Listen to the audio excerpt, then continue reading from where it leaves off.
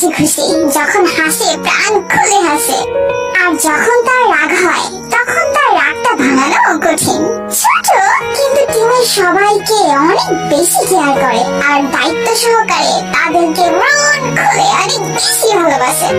আর তার সৌন্দর্যের কথা কি বলবো, জিমিন এত সুন্দর, এত সুন্দর, এত সুন্দর যে আমি বলতে পারবো না যে ও কতটা সুন্দর।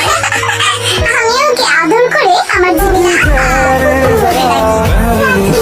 আমার কুকুরটা যাতে সারা জীবন এইভাবে হাসি খুশি থাকে। उसके बाद लाऊंगा तेरे वास्ते फलक से मैं जान लाऊंगा।